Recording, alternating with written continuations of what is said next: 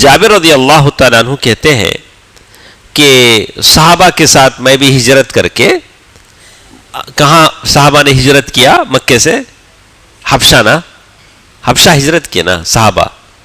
تو وہاں سے جب میں واپس آیا، الا تحدثونی بعجیب ما رأیتم بارض الحبشہ، تو وہ صحابہ بیٹھے تو اللہ کے نبی صلی اللہ علیہ وسلم نے سارے صحابہ سے کہا کہ ارے تم لوگ تو حبشہ جا کے آئے ہو ہجرت کر کے، وہاں کی کچھ باتیں ہو تو سناؤ، میں سننا چاہتا ہوں.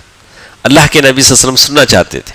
فقال فتیۃ منہم، کچھ نوجوانوں نے کہا بلا یا رسول اللہ، ہائے اللہ کے رسول ہم آپ کو سنائیں گے.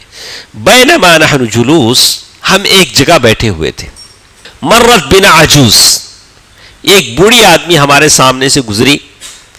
من عجائزہم تحمل على رأسها قلة من ماء، ایک بوڑھی عورت ہمارے سامنے سے گزری، اس کے سر پر پانی کا گھڑا تھا. پہلے پانی کے مٹکے آتے تھے مٹی کے، ہاں آج کی طرح نہیں تھا.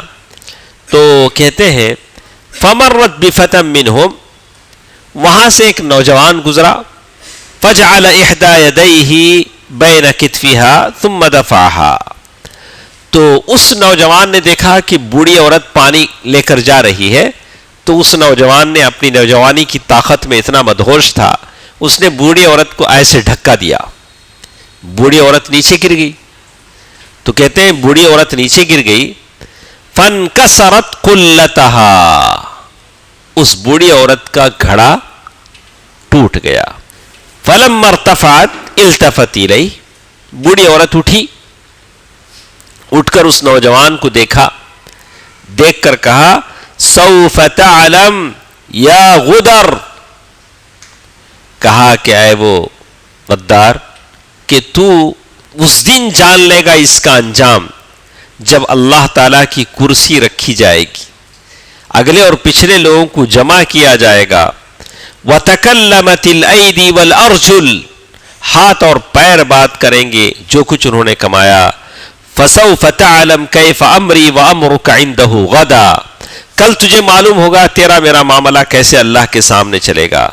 فَقَالَ النَّبِيُّ صلی اللہ علیہ وسلم، اللہ کے نبی صلی اللہ علیہ وسلم نے جب سنا تو کہا صدقت صدقت کیف یقدس اللہ امة لا یؤخذ لضعیفہم من شدیدہم. اللہ کے نبی صلی اللہ علیہ وسلم نے فرمایا کہ اس عورت نے بالکل سچ کہا، اس عورت نے بالکل سچ کہا. وہ امت کیسے پنپ سکتی ہے جہاں کمزور سے ظالم کا بدلہ نہ لیا جائے.